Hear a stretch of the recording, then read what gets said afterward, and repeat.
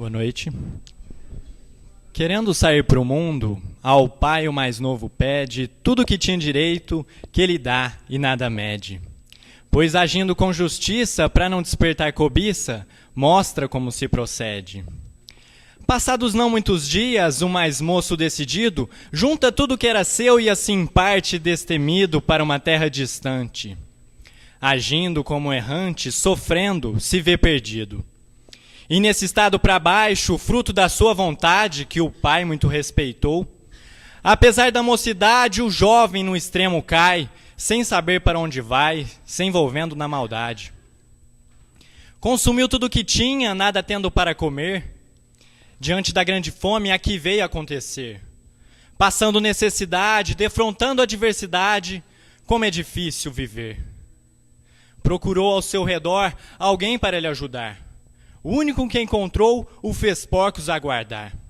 A situação piora, difícil a cada hora, e vendo o tempo passar, desejou então comer o que aos porcos era dado, mas ninguém lhe oferecia, tudo sendo-lhe negado. Enfrentando indiferença de quem tem nenhuma crença, fica bem desesperado. Disse então, caindo em si: digno de pão com fartura quem trabalha com meu pai, e passo aqui esta agrura? Vem momento de mudança, aumentando-lhe a esperança ao ver o fim dessa amargura. Pensou em se levantar e voltar para o genitor, para falar-lhe do seu erro e de toda a sua dor. E já no fundo do poço, ainda bem que o mais moço busca no pai seu amor. Mergulhando em reflexão após arrependimento, surge momento de culpa, dando asas ao tormento. Mas desperta decidido, ao depois de arrependido, abrandando o seu lamento. Ergueu-se e foi para o pai, em busca de segurança, encontrando acolhimento a transbordar de esperança. Pois o pai compadecido abraça o filho querido, beijando-o como criança. Mas o filho arrependido, diante do pai, réu confesso, de maneira muito humilde, admitiu seu insucesso. Ele volta para casa como pássaro sem asa, mas buscando o seu progresso. Vestindo-lhe melhor roupa para definir posição, e a autoridade de sempre, pondo-lhe o anel em sua mão. Com as sandálias nos seus pés, para caminhar sem revés, trouxe-o para o seu coração. Mostrando muita alegria, o pai quis comemorar, organizou grande festa para todos participar. Matou o novilho cevado para seu filho esperado, que nunca deixou de amar. Pois o filho estava morto e tornou a reviver, pois esteve tão perdido e tornou a aparecer em jubilosa canção, que enternece o coração de quem cumpre o seu dever.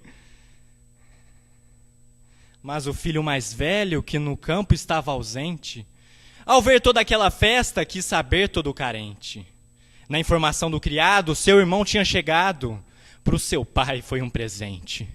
Indignado não entrou, e saindo revoltado, logo seu pai o abordou para deixá-lo consolado. Demonstrando muita mágoa, como chuva que deságua, isso nunca foi me dado? Mas o pai todo amoroso explicou-lhe ternamente dos motivos de alegria pelo filho muito ausente. Reviveu, estava morto, perdido voltou ao porto. Ficará sempre presente. Muito obrigado.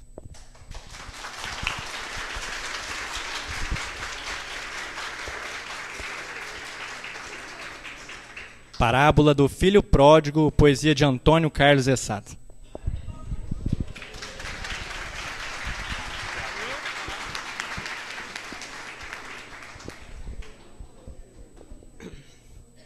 É com essa emoção de uma releitura da parábola do Filho Pródigo, poeticamente escrita e declamada, que nós vamos continuar o nosso estudo, a nossa fala.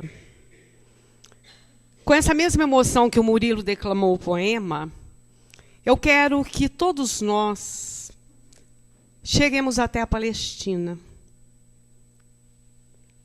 E nos lembremos aqueles que de nós estávamos lá. E se não fomos capazes de lembrar que criemos uma imagem de Jesus contando as histórias. E que nós estávamos lá ouvindo. Certamente que essas histórias caíam nos nossos corações de maneira diferente. Assim como a imagem que vocês estão observando. Quando nós vemos o mar, ele é lindo, ele é bonito. Mas nós vemos apenas a superfície. Nós vemos apenas aquilo que os olhos do corpo nos permitem ver. Mas quando Jesus contava suas histórias, quando Jesus ensinava, ele desejava muito mais de nós. Que nós fôssemos capazes de mergulhar nas profundezas do mar. Porque, naturalmente, veríamos um mundo deslumbrante. Um mundo até então desconhecido por todos nós. É assim que nós vamos, então, trilhar nas parábolas do Mestre Jesus. Por que Jesus falava por parábolas? Essa é uma indagação que os próprios discípulos fizeram a Jesus. Narrado aí, como vocês estão vendo, nos evangelhos de Mateus, Marcos e Lucas, os três evangelistas retratam a mesma coisa. Chegar a Jesus diante da multidão. E quando ele chegava, as pessoas naturalmente se aproximavam dele. E sentavam, ou em pé, ou da maneira que eles conseguiam e ficavam embevecidos com as palavras do Mestre Jesus. E nesse dia em particular, Jesus contou a parábola do semeador. E foi indagado depois, então, pelos discípulos dessa forma. Mestre, por que para eles você fala por parábolas e para nós outros não? E Jesus responde, porque para vocês foi dado conhecer com clareza o reino dos céus, mas para eles ainda não. Ouça quem tem ouvidos de ouvir, veja quem tem os olhos de ver. E naquele momento, então, os discípulos entenderam que para a massa Jesus falava como falamos para as crianças. Não sem respeito, naturalmente, mas entendendo que aquela mensagem deveria cair de maneira diferente. E quem é essa massa? Somos nós mesmos, que quase sempre entendemos os textos do Mestre como dizem as palavras, como diz a letra, mas não como diz a alma e o coração. O que é uma parábola? Então fomos buscar, existem inúmeros escritores da literatura, mas pegamos esse em especial do Otton Garcia. E ele explica-nos que a parábola é uma forma de comparação. Quando os elementos de uma ação, que é aquela ação que está sendo descrita, se referem ao mesmo tempo a outra série de fatos e objetos. É uma espécie de alegoria que sugere, por analogia ou semelhança, uma conclusão moral ou uma regra de conduta de um determinado caso. Mais ou menos, então vamos pegar a parábola do filho pródigo. Jesus conta a parábola do filho mais novo, que pede os seus bens, que vai, que depois volta. Na realidade, é uma parábola porque nós podemos pegar esses mesmos fatos citados, esses mesmos elementos dessa estrutura narrativa e colocarmos em outra narrativa qualquer, para que nós possamos entender a conclusão moral que, naturalmente, era o que o Mestre Jesus queria nos relatar. Por isso, ainda segundo esse autor, esse literato, ele divide a parábola dizendo que ela tem o corpo e a alma. O corpo é a estrutura narrativa da parábola, os elementos que nós estamos vendo quando lemos, os elementos que nós ouvimos quando alguém declama, quando alguém lê para nós. E a alma da parábola é aquela que nós vamos extrair, é o ensinamento moral, aquilo que nós vamos conseguir alcançar de acordo com a nossa sensibilidade espiritual, com a nossa sensibilidade literária e com o nosso aprender a lidar com os textos. Quando nós nascemos, e as pessoas que cuidam de nós, os pais, enfim, os adultos que cuidam de nós, eles nos ensinam a falar. E como é que nós aprendemos? Pela repetição. Então, a mãe insiste, fala mamãe, mamãe, papai, e a criança vai repetindo. Então, nós começamos a falar pela oralidade. A gente ouve e fala, ouve e repete. A escrita ela só vem depois. Na época de Jesus, a oralidade era a última palavra. Eles aprendiam apenas através da oralidade. Claro que nós tínhamos os textos escritos, mas eram raros. E não é difícil de nós entendermos pela dificuldade de se escrever nos papiros, que eram caros, a escrita era demorada. Então, a oralidade era a primeira e a última palavra. Todos os ensinamentos eram aprendidos via oral. Era assim que Jesus ensinava, porque ele também aprendera assim. Jesus cantava os salmos. Muitos deles, talvez a maioria deles, escritos pelo rei Davi, e que eram repetidos à exaustão por todas as pessoas daquela época. Relatam-nos alguns estudiosos que no momento da crucificação do Mestre Jesus, ele repetia um dos salmos várias vezes. E para a cultura hebraica, aquilo tinha um significado muito importante. E era assim também que Jesus ensinava. Ele recitava as suas parábolas, porque a linguagem de Jesus era essencialmente poética. E que é uma linguagem poética? É isso que vocês viram quando o Murilo declama, né? É uma linguagem que tem ritmo, que tem cântico, que tem sonoridade, que é gostoso de ouvir. E porque ela tem ritmo e sonoridade, e porque as parábolas e os ensinamentos eram repetidos à exaustão, as pessoas memorizavam. É assim que nós aprendemos poesia, música.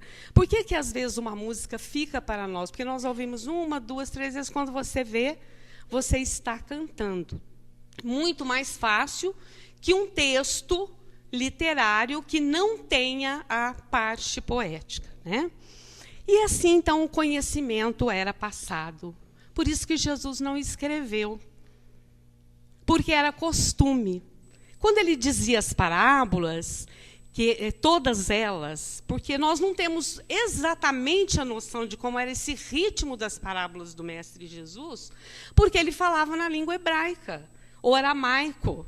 E quando nós lemos os textos, nós estamos vendo já traduzido na nossa língua portuguesa. Então, nós não temos esta clareza de como era. Mas o texto era essencialmente poético. E não é difícil de nós entendermos também, porque Jesus é o governador do planeta Terra. Naturalmente, que a sua expressão psíquica era tão lúcida que ele usava as palavras certas, na hora certa e no momento certo. Disso nós não tenhamos dúvida. Ele não era um ignorante. A linguagem de Jesus era 98% poética. Por isso, fácil de ser memorizada. E a estrutura das parábolas que Jesus contava, elas eram simples. Mas a simplicidade, não estou dizendo que não traduz profundidade. Ela era simples porque os elementos eram poucos elementos. Então, é um pai, 2 filhos, um filho sai, depois o filho se arrepende e volta. O semeador saiu a semear, deixou algumas sementes no meio do caminho. Por que isso, gente? Porque Jesus tinha intenção que o seu ensinamento fosse atemporal. O que significa isso? Que ele não estivesse circunscrito apenas àquela época. Entretanto, nós temos que entender toda a problemática da época, todos os conceitos, para que nós possamos realmente entender com profundidade uma parábola de Jesus. Os elementos da realidade material que ele usava eram simples, né? Ele usava aquilo que as pessoas costumavam usar. Então, ele ia contar a parábola do filho pródigo. Quando ele fala, um filho chegou para o pai e pediu os seus haveres, isso na cultura hebraica tinha um significado muito importante, que depois nós vamos ver com Adolfinho. E que nós não podemos perder de vista se nós queremos aprofundar realmente no texto e na profundidade. E porque os textos do Mestre Jesus eram ricos, essa literatura é considerada uma obra que nós chamamos, na literatura, de uma obra aberta. Quanto mais o texto literário te permite interpretações profundas, mais significa que o autor conseguiu escrever algo com profundidade. As obras que nós chamamos de pobres são as obras fechadas. Você não consegue sair dali, é só aqueles elementos, só aquilo que o autor te deu. E quando o autor fala, ou escreve, no caso de Jesus, ele dizia, ele tinha uma intenção. Não podemos ser ingênuos de achar que a pessoa tem um deslumbre literário, escreve uma obra bonita, saiu isso. Claro que não. E Jesus, então? E Jesus? Quando ele contava suas parábolas, quando ele usava suas metáforas, o que é metáfora? A metáfora é uma linguagem figurada. Jesus usava essencialmente as metáforas. Claro, se ele usava a linguagem poética. Quando ele diz, e o Zaqueu subiu na árvore. O subir na árvore tem um significado também metafórico. Provavelmente o Zaqueu subiu, sim, literalmente na árvore. Mas isso tem um significado metafórico. Ele subiu para que ele pudesse alcançar a presença do Mestre Jesus. Mas quando Jesus chega até Zaqueu e fala, Zaqueu, desce da árvore, porque hoje eu vou até a tua casa. Desce, venha até mim. Eu estou te esperando, é outra metáfora. E este convite para todos nós é para que nós possamos valorizar cada palavra dos textos de Jesus. Claro que eles estão traduzidos, já sofreram algumas modificações, mas até nisso o Mestre Jesus, isso não é novidade. Quando os evangelistas foram escrever, havia uma pleiade de espíritos comandando, organizando, para que as deturpações não fossem tão grandes, que a gente sabe que houve. E até a própria narrativa de Jesus ter sido simples, as parábolas, ela evitou com isso maiores deturpações. Porque se elas fossem mais complexas, naturalmente que nós teríamos mais deturpações. Então vejam que esse grande literato, que foi o Mestre Jesus, ele naturalmente pensou em tudo. Por isso nós precisamos de uma lupa. E Kardec se refere também nisso, lá na introdução do Evangelho segundo o Espiritismo. Verifique, não a letra que mata, mas o espírito que vivifica. Porque a palavra também tem alma. Ela tem vibração. Pode ver que, às vezes, uma mesma palavra, dependendo da maneira que é dita, ela traduz uma coisa ou traduz outra. Não é? Então, vamos caminhando.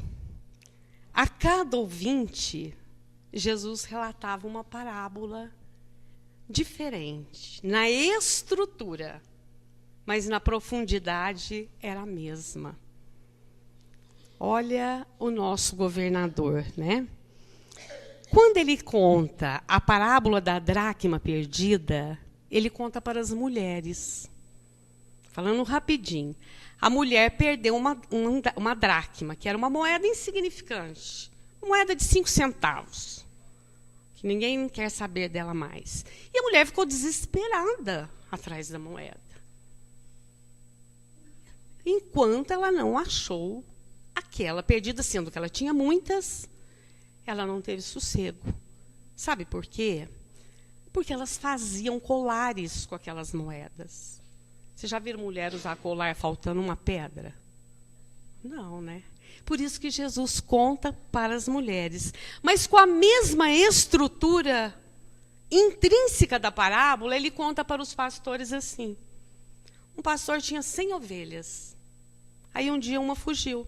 Ele largou 99 e saiu atrás daquela ovelha perdida. Não é a mesma estrutura? E depois a do filho pródigo, que aí ele vai contar para os patriarcas, para os senhores de poder, de posse, que se nós formos ver é a mesma estrutura. Certo? Então nós devemos ser leitores comprometidos. Comprometido com o quê? Com o texto do Mestre Jesus. Cada texto do Mestre Jesus tem um peso. E que nós devemos aprender a ler detalhadamente. Porque a leitura dos evangelhos é uma experiência espiritual. E agora, estudando, eu penso assim, nossa, eu já ouvi tanto essa parábola, né, do filho pródigo, quando eu era menina, quando era jovem, e hoje eu tenho uma outra visão. E poderia continuar com a mesma visão, se a gente não quiser se debruçar sobre o texto. Por isso que quando Jesus disse, vinde a mim, ele poderia dizer, eu vou até vocês. Mas por que ele disse, vinde a mim? É o nosso movimento de caminhar até ele. Porque se ele vem até nós e nós não estamos prontos, nada adianta, né? A perspectiva de Jesus é a dos espíritos puros, em plena comunhão com Deus. Por isso, vamos nos debruçar nos textos do Mestre Jesus. Mas, sobretudo, vamos fazer o que nos diz Alcione no livro Renúncia, quando ela disse assim, os textos do Mestre Jesus, primeiramente devem ser conhecidos, depois meditados.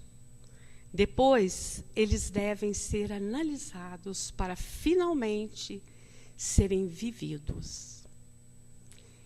E Jesus, quando dizia e falava, e quando os seus discípulos tiveram a movimentação para começar a escrever os evangelhos, que foi muito importante, porque se não fora isso, nós estaríamos analfabetos dos ensinamentos de Jesus, ele orientava assim, quero que os textos sejam escritos. Dependendo da época, com todos os recursos que a época apresentar. Mas, principalmente, fala Humberto de Campos, representando a fala de Jesus. Se os meus ensinamentos não forem vividos, de nada adiantará.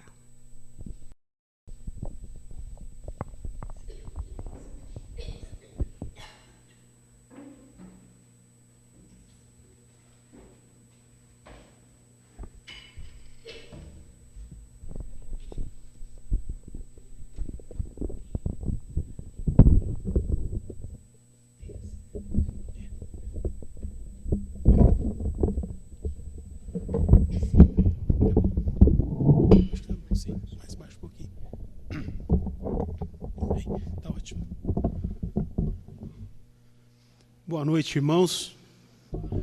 É com muita alegria e também é uma responsabilidade enorme, mas vamos falar do filho pródigo. Um certo homem tinha 2 filhos. Disse o mais jovem ao seu pai: Pai, dê-me a minha parte na fazenda. E o pai repartiu entre eles a propriedade. Dias depois, o filho mais jovem, junto do que era seu, partiu para um país longínquo e lá desperdiçou a sua fazenda vivendo libertinamente. Depois de ter consumido tudo, sobreveio àquele país uma grande fome. Ele passou por necessidades e foi encontrar-se com um cidadão daquele país. E o cidadão mandou para os seus campos para apacentar porcos. E ele desejava encher o seu estômago com as alfarrobas que os porcos comiam. E ninguém lhe dava nada, ninguém lhe dava comida. E caindo em si, disse: Quantos trabalhadores de meu pai têm abundância de pão, e eu, aqui morrendo de fome? Levantar-me-ei, irei até meu pai, e lhe direi: Pai, pequei contra o céu diante de si, e já não sou digno de ser chamado de teu filho. Faze-me como um de seus trabalhadores. E levantando-se, foi para seu pai. E quando ainda estava longe, o seu pai o viu, se moveu de íntima compaixão e, correndo, lançou ao pescoço do filho e começou a beijá-lo repetidamente. E o filho lhe disse: Pai, pequei contra o céu e diante de ti. Não sou digno de ser chamado de teu filho. Mas o pai interrompeu o filho nesse instante e disse: Trazei depressa a melhor roupa para vesti-lo, e ponde um anel no dedo e sandália nos pés, e trazei o bezerro cevado, e matai-o, e comamos, e nos alegramos, porque este filho estava morto e reviveu, tinha se perdido e foi achado. E começaram a alegrar-se. O filho mais velho estava no campo. Quando voltou e chegou perto de casa, ouviu música, a dança, e chamou um dos servos e perguntou o que era aquilo. E o servo lhe disse: Veio teu irmão. Teu pai matou o bezerro cevado, porque o recebeu são e salvo. Mas o filho mais velho se indignou e não queria entrar na casa. E saindo, o pai procurou conciliá-lo. Mas ele respondeu a seu pai: Eis que te sirvo há tantos anos, sem nunca transgredir o seu mandamento. E nunca me destes um cabrito para alegrar-me com os meus amigos. Vindo, porém, este teu filho, que desperdiçou a tua propriedade com as meretrizes, tu mandastes para ele matar um bezerro cevado. E replicou-lhe o pai: Filho, tu sempre esteves comigo. O que é meu é teu. Mas era justo alegrarmos-nos e regozijarmos, porque este teu irmão estava morto e reviveu, tinha perdido e foi achado. Nos diz Divaldo Pereira Franco que a parábola é inconclusa. Não sabemos o que aconteceu a partir daí. Mas como um morador daquela região interpretaria essa parábola? Como será? Que tipo de elementos Jesus, o nosso mestre amado, está utilizando para sensibilizar os seus ouvintes? Então vamos nos transportar para a Palestina. Aliás, já estamos na Palestina do século I. A Marleninha já nos levou para a Palestina. E Jesus está diante de camponeses que viviam em aldeias, em pequenas aldeias. Os pesquisadores dizem que Nazaré, onde ele viveu parte da sua infância, tinha no máximo 100 casas. 100 casas, uma aldeia pequena. Imagine uma aldeia com no máximo 100 famílias. Mas não é uma questão de tamanho de aldeia, não é nada disso. Nós vivemos uma sociedade ocidental e estamos analisando uma sociedade oriental, né? Então, isso é uma cultura diferente. Nessa cultura, as pessoas vivem em torno da família. A sua identidade como indivíduo é tirada da família. Olha a importância da família nessa sociedade, né? Então, e a família também tem uma estreita relação com a terra, né? De onde eles têm o seu proveito. E é uma sociedade patriarcal. O que é isso? O pai era a autoridade máxima da casa, administrava todos os bens da família. Isso também é muito importante para nós. Mas vamos voltar à parábola. O filho mais jovem disse ao pai: Pai, dá-me a minha parte na fazenda. Nesse momento, nos diz Haroldo Dutra, o filho cometeu um erro. Mas cometeu um erro, um grande erro. Nesse tipo de comunidade, a lei não permite a divisão dos bens antes da morte do pai, nesse tipo de sociedade. Com essa fala do filho, ele demonstrou que queria ver o pai morto. Esse é o erro do filho. E o que os ouvintes de Jesus esperavam que ia acontecer? Porque o filho faz um pedido de algo que é incomum, de acordo com aquela cultura. Então, o que os ouvintes de Jesus esperavam que o pai fosse responder? Qual era a expectativa deles? Qual seria a resposta do pai para aquele filho, né?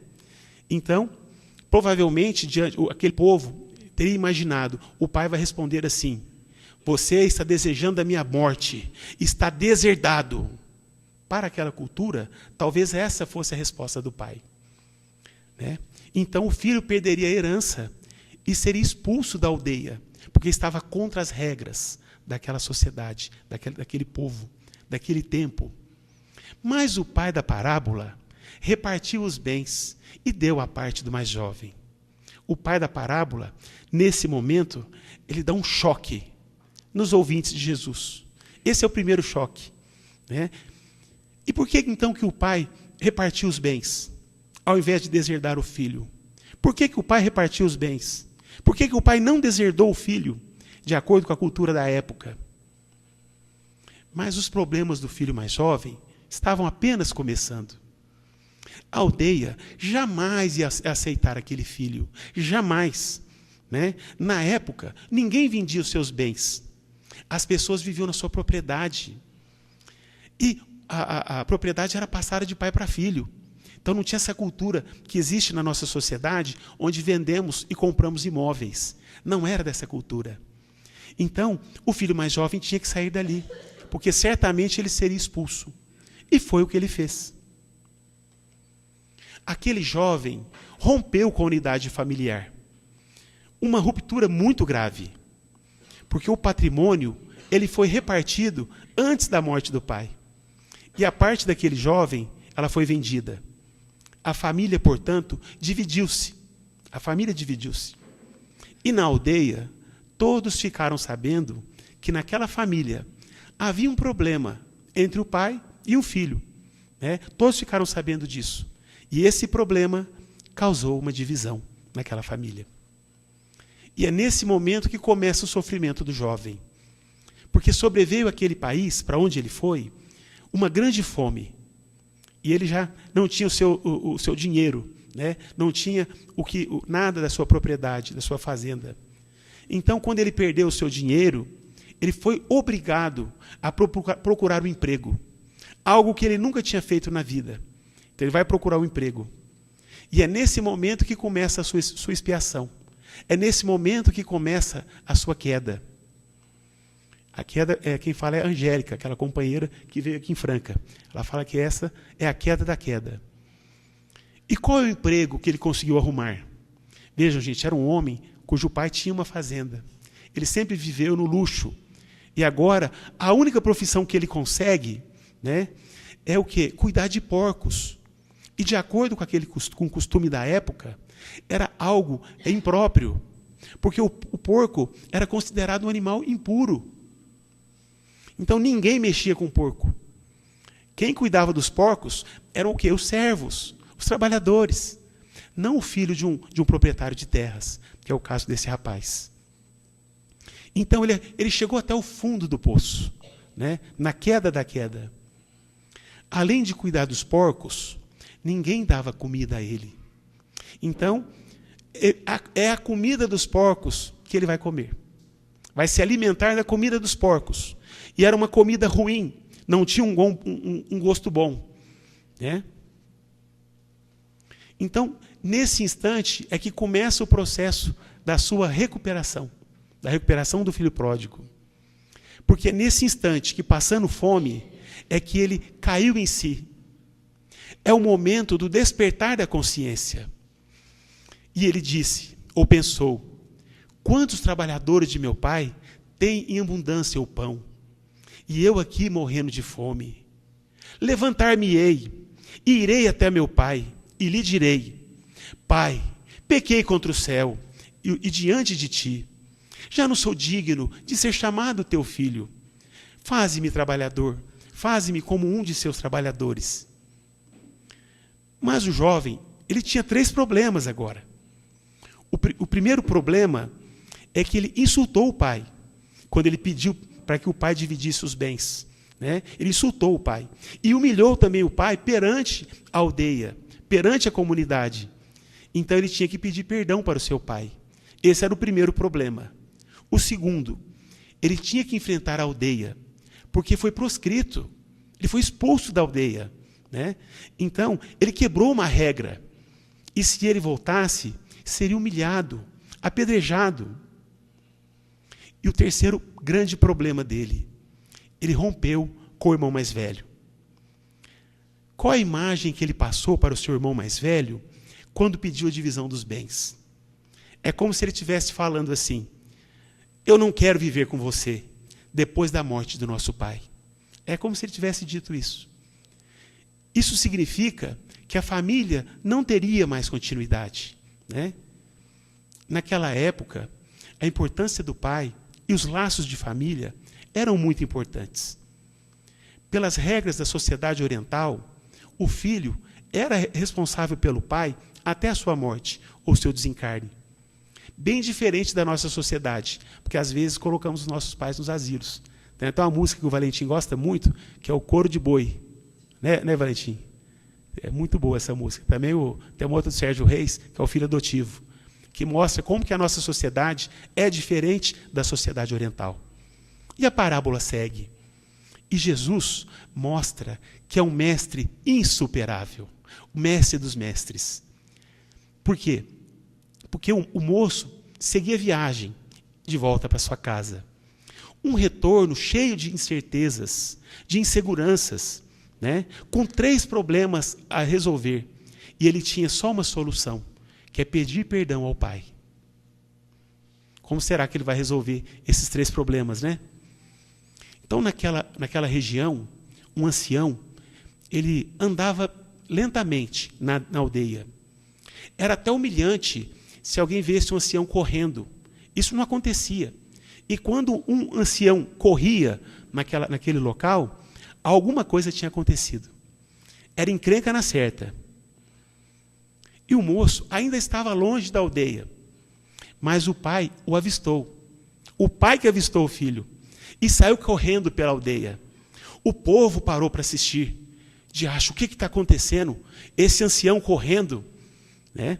Ele correu até o encontro com seu filho, abraçou-o e beijou o seu rosto repetidamente. Beijou o seu rosto repetidamente. Seria um sinal o beijo no rosto repetidamente? O que seria?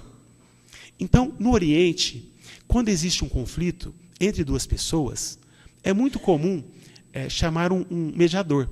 Até os dias de hoje, eles chamam um mediador. E, normalmente, o mediador é uma pessoa que as partes têm confiança nela, ou nele, né? E o sinal de que o assunto estivesse resolvido era justamente um beijo no rosto. Esse era o sinal da conciliação, o beijo no rosto. Então, antes que o filho dissesse algo, o pai beijou repetidamente, demonstrando o quê? Que o filho estava perdoado, né? O pai mostrou que todo o sofrimento que o filho causou, ele já tinha perdoado. Olha que coisa mais linda do ponto de vista desse pai. E que dificuldade para nós, pais, às vezes, perdoar os nossos filhos, né? E é um erro gravíssimo esse. Mas alguém poderia perguntar, mas onde estava o mediador, o conciliador? Já que eles aparentemente fizeram as pazes, porque tinha um beijo selando, né, o perdão. Então, normalmente naquela sociedade, quando era briga de pai e filho, o mediador era um filho, alguém da família. E normalmente o filho mais velho, né, preferencialmente ele. E quando o irmão mais novo pediu ao pai para dividir os bens, o que o irmão mais velho fez? Né? Ele silenciou, se omitiu. Né? Então, na cultura, era ele que tinha que conciliar. E ele conciliou, silenciou, se omitiu. Né? Foi a primeira falha gravíssima nos dizeres de Haroldo Dutra, do filho mais velho. De modo geral, as pessoas leem a parábola, nós lemos a parábola e só pensamos no filho pródigo. Né? O irmão mais velho, ele teve ganhos com a divisão de bens. Ele teve muitos ganhos. Afinal de contas, agora ele era dono das terras do pai. Porque o pai fez a divisão das terras. Então ele era dono dessas terras. Né? Um filho pediu as terras para o pai. O outro se apropriou delas. Porém, o beijo repetidamente do pai em seu filho, ele revelou um perdão incondicional. E o problema com a aldeia, já que ele foi proscrito, já que ele foi expulso, né? É nesse momento, gente, que o pai se humilha mais uma vez. Poderia ser a parábola do pai do filho pródigo, ou a parábola do pai dos 2 filhos perdidos. Porque o pai se humilha mais uma vez. Ele correu, né? Abraçou o filho. Então, quando ele corre, abraça o filho, por que isso é uma humilhação? Porque jamais, dentro daquela cultura, o pai deveria fazer isso. Jamais o pai deveria aceitar aquele filho. E ele abraçou o filho e o beijou repetidamente. Então, aqui, Jesus vai construindo a figura do pai amoroso. Evidentemente que esse pai só pode ser Jesus. Perdão, esse pai só pode ser Deus, o Criador, o nosso Pai.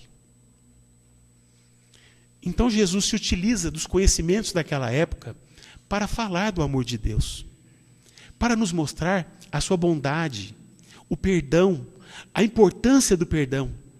Em suma, o amor de Deus, porque isso tudo é infinito. O amor de Deus é infinito. Ele é o amor dos amores, a beleza das belezas. Né? Então, e o filho, o que ele falou para o seu pai? O filho pródigo. Pai, pequei contra o céu e diante de ti. Não sou digno de ser chamado teu filho. E o pai não deixou o filho terminar. Porque o filho ia pedir emprego para o pai. Né? Mas o pai cortou o filho.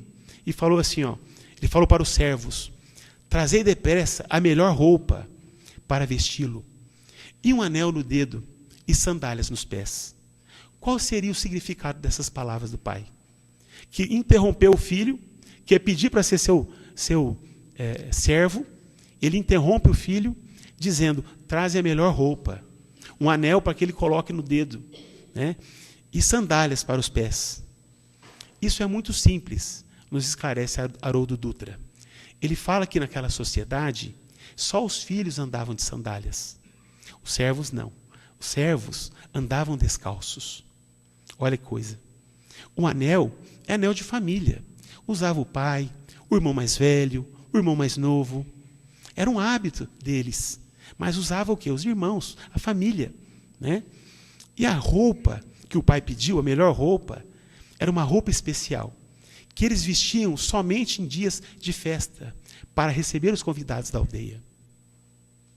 Em outras palavras, é como se o pai tivesse dito ao filho pródigo, você não vai ser meu servo, você é meu filho. Eu estou restaurando você na condição de filho, porque eu te amo, porque eu te perdoo. Que coisa mais linda. Então, o pai poderia dizer, mate um carneiro, ou mate 2 ovelhas. Mas não, ele disse, mate o bezerro cevado. Que seria o quê? Uma novilha, né? Um novilho gordo, robusto, né? Que é carne de vaca, né? Então não é um carneiro que é pequeno, que tem pouca carne. Ele está pedindo o quê? Um bezerro cevado. Né? Então, numa aldeia de 30 casas, um bezerro cevado, os aldeões já entenderam que era para fazer uma festa para a aldeia. A festa de reconciliação do filho pródigo com os moradores daquele local. Né? Então fizeram um banquete. Mas ainda havia um problema. Vejam vocês, o pai resolveu o primeiro problema, porque o pai perdoou o filho. O pai não deixou o filho pedir emprego. Né? Não havia um conciliador. O pai resolveu o segundo problema. Ele organizou um banquete para toda a aldeia, para a reconciliação do filho com os moradores do local. Mas ainda havia um problema, que é o filho mais velho. Porque faltava o irmão mais velho, né, se conciliar com o irmão mais novo. E quando o irmão mais velho retornou, ouviu a música, as danças, e pediu para um servo, perguntou para um servo, o que está acontecendo? Veio teu irmão, e teu pai matou o bezerro cevado, porque ele recebeu são e salvo. E aqui começa a revelação da personalidade do filho mais velho. O filho mais velho, na sociedade oriental, ele é o primogênito. E o primogênito representa o pai. Se o pai se ausentar, é ele que cuida da casa. É ele que é o responsável. Ele é tão importante que até a sua parte na herança é maior. O Haroldo Dutra nos conta que quando são 2 filhos, o pai divide em 3 partes. E o filho mais velho fica com 2 partes. E o filho mais novo com 1 parte. Dada a importância do filho mais velho. Né, do primogênito. Então, que reação os ouvintes de Jesus esperavam do filho mais velho naquele momento? Considerando que para aquela sociedade, ele tinha que ficar ao lado do pai. Né? Então, qual é a reação? Que ele entrasse em casa, que colocasse a sua roupa especial e que recebesse os convidados ao lado do seu pai. Mesmo que não concordasse. Depois, ele até poderia discordar alguma coisa com o pai. Até poderia. O que também não é comum naquele tipo de sociedade.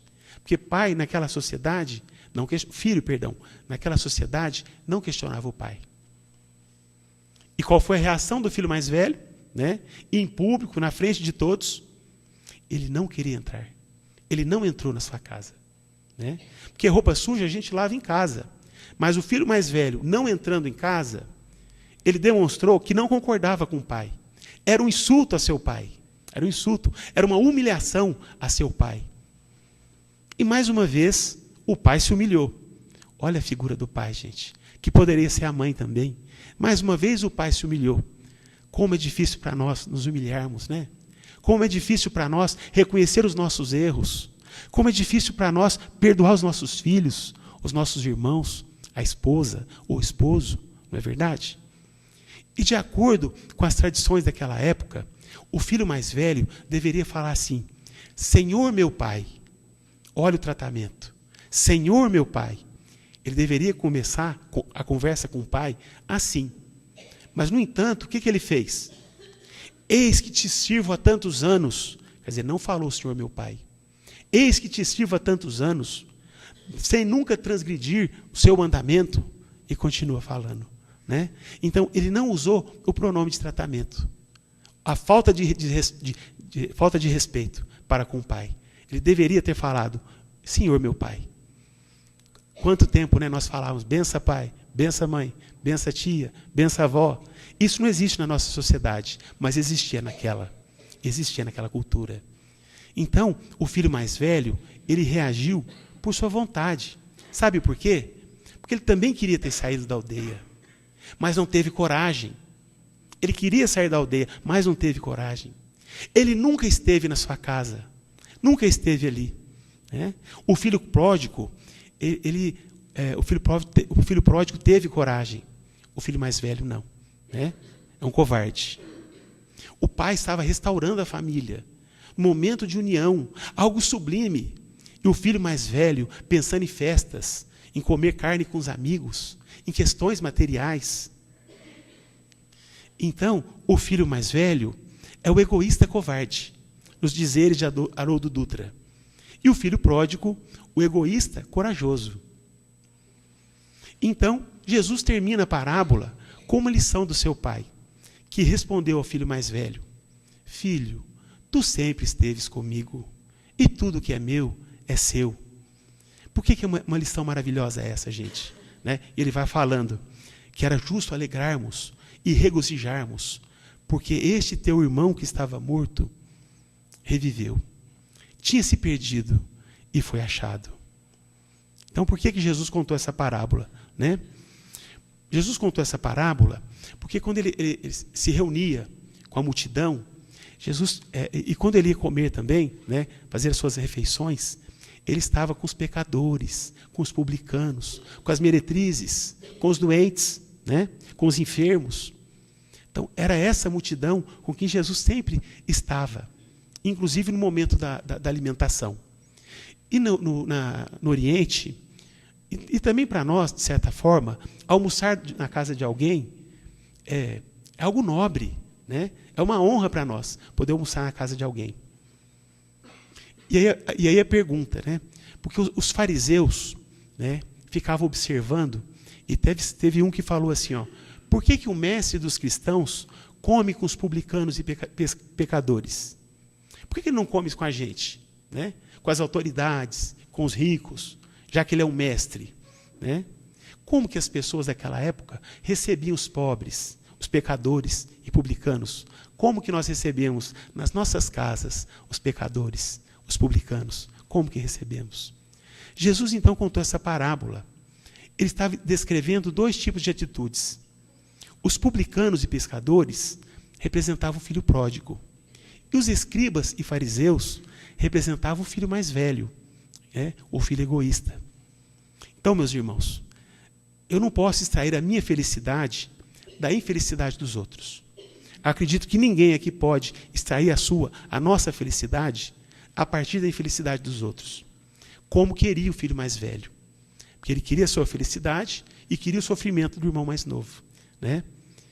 Eu tenho que fazer de tudo, nós temos que fazer de tudo, para que todos estejam bem. Essa é a lei divina. Todos vivemos na mesma casa paterna. Estamos na casa paterna. Somos irmãos. Né? É isso que a parábola diz. Que todos nós somos o filho pródigo. Ou somos o irmão mais velho. É isso que a parábola diz. Então nós temos que refletir sobre os nossos atos, os nossos pensamentos, principalmente com aquelas pessoas que erram conosco. As pessoas que erram conosco. Se nós vamos agir como pai ou se vamos agir como irmão mais velho. Né? E quando a dor nos visita, como aconteceu com o filho pródigo, como acontece com todos nós, quando a dor nos visita, o objetivo não é massacrar ninguém, não é humilhar ninguém, não é fazer sofrer. Por mais que pareça uma contradição, mas não é para fazer sofrer. É para reatar os nossos laços com Deus. É para despertar a nossa consciência. É para isso que vem a dor. Né? Para nos trazer de volta a lei do amor, a lei divina.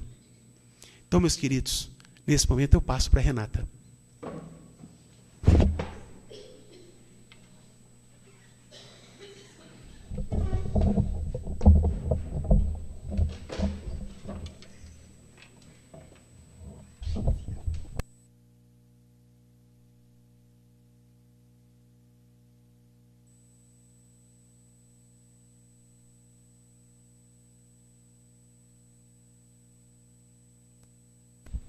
Sim, tá bom. Obrigada.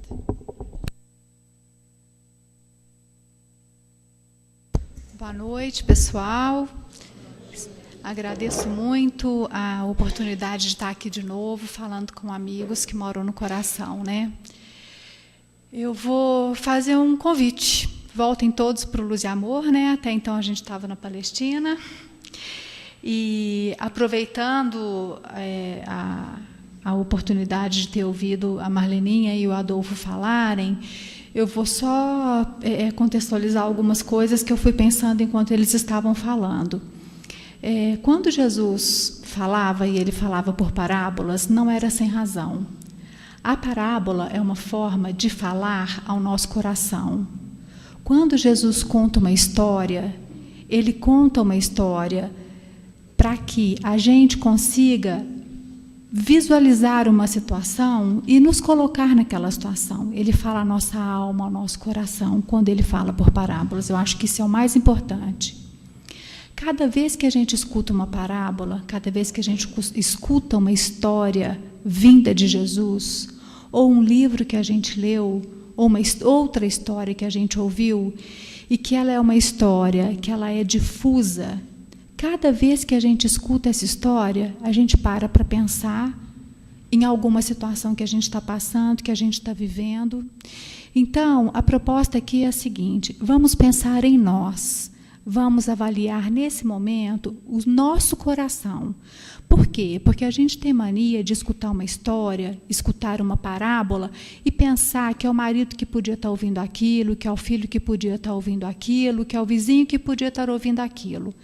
Vamos pensar nesse momento, nesta parábola do filho pródigo, com o nosso coração. Vamos avaliar o nosso coração e os nossos sentimentos. Destacando dessa história, eu pensei em 5 pontos fundamentais, que é a tomada de decisão de sair do filho mais jovem, a tomada de decisão de voltar do filho mais jovem, essa posição do filho mais jovem, a posição do pai e a posição do filho mais velho. Por que Jesus escolhe dizer que foi o filho mais moço que saiu de casa? Porque nesse momento ele representa o quê? O filho mais moço. Ele apresenta o desejo de aventurar-se, que é próprio dos jovens. O desejo de aventurar-se, de se arriscar em descobrir coisas que é próprio da época infantil. Por que ele faz isso enquanto metáfora? Porque Deus entende que quando a gente se aventura para experimentar coisas. É uma experiência que nos coloca em risco, assim como colocou o filho mais moço. Tanto que ele entende que é uma experiência que ele vai e ele divide a herança, que não era costume da época.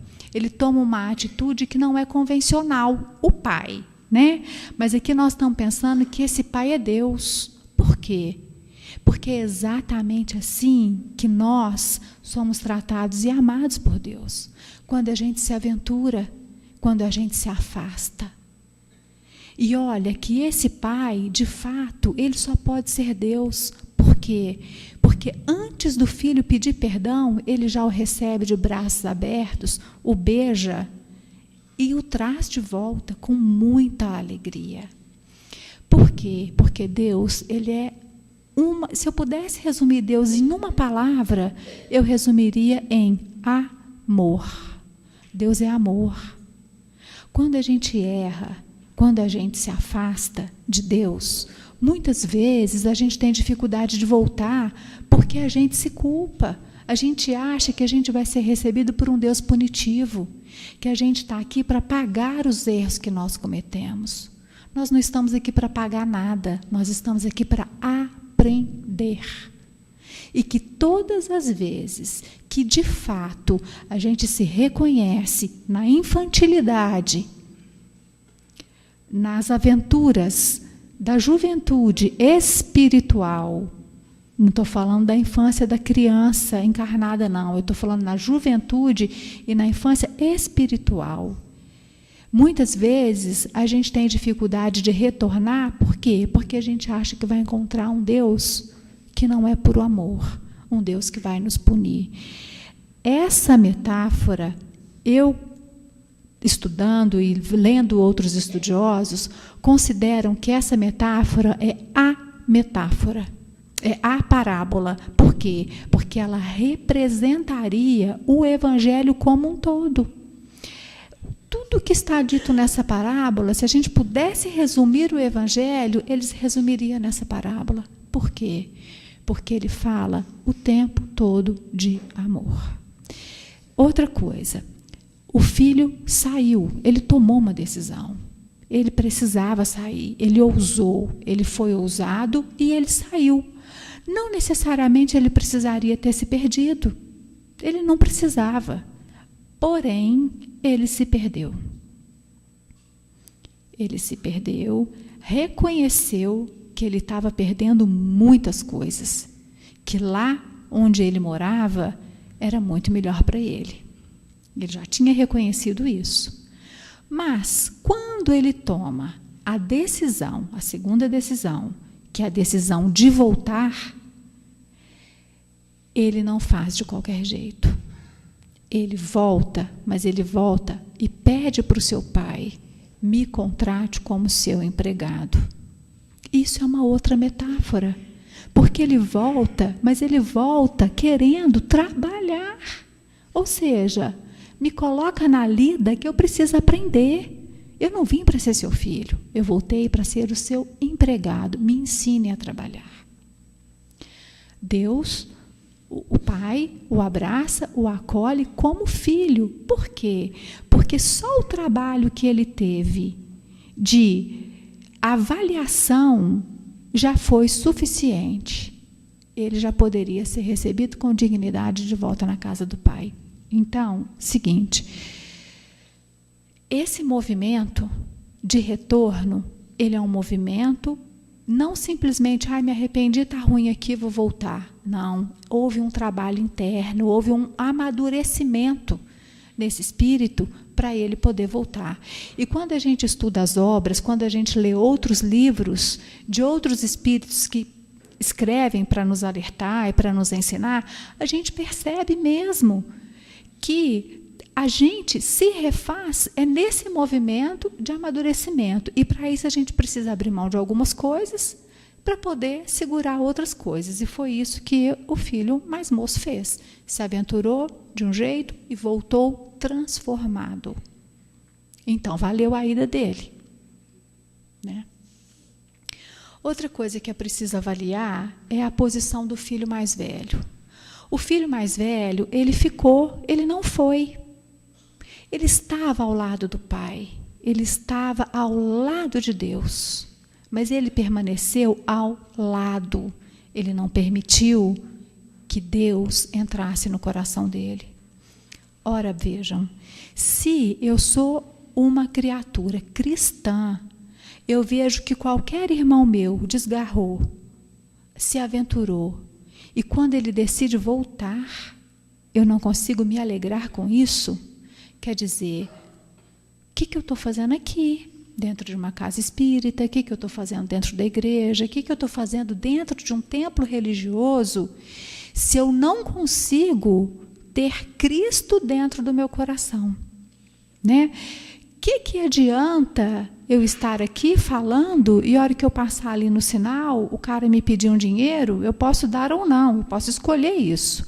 O que eu não posso é dizer o seguinte: o que esse vagabundo está fazendo aqui?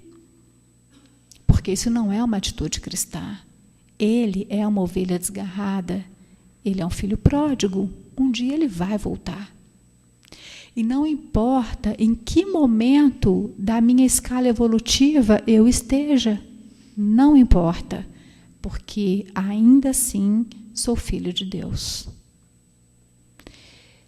Eu penso, Jesus não explicou nenhuma parábola ele explicou, não sou eu que vou explicar a parábola do filho pródigo, mas o que eu queria trazer de mensagem é que, pegando o tema da jornada, né, que é a viagem ao eu profundo, a gente só pode viajar no nosso eu profundo quando a gente questiona os nossos sentimentos, os nossos pensamentos, por mais que esses pensamentos e sentimentos não sejam manifestos. Por quê? Porque isso é íntimo, é da nossa intimidade. Só a gente sabe o que a gente pensa e o que a gente sente. Então, o convite é para que a gente possa avaliar em que momento do meu dia, em que momento da minha vida eu me comporto como filho pródigo e eu me comporto como filho mais velho. E também em que momento eu consigo ser cristão o suficiente para poder compreender que o filho mais velho não tinha condições morais, espirituais, para poder usar como filho mais novo, mas eu o respeito e o tenho do meu lado. E também, quando eu consigo ser cristão o suficiente para poder entender que aquele que foi, ele também vai voltar, e que não cabe me julgar nem o que ficou e nem o que foi. Porque da história do outro a gente não sabe nem da nossa própria história. Né? Se a gente for pensar na nossa vida encarnada mesmo, e principalmente se a gente for pensar na gente como espírito. Né? Então, eu penso que a gente esteve diante de uma oportunidade maravilhosa de poder pensar a respeito tão profundamente do que é aquilo que Jesus disse que o Pai espera de nós. Está em todas essas metáforas, né? Da ovelha desgarrada, do filho pródigo, da moça que perde a moedinha para fazer o colar, né, Marleninha? E tudo isso são os nossos valores e os nossos princípios. Obrigada, boa noite.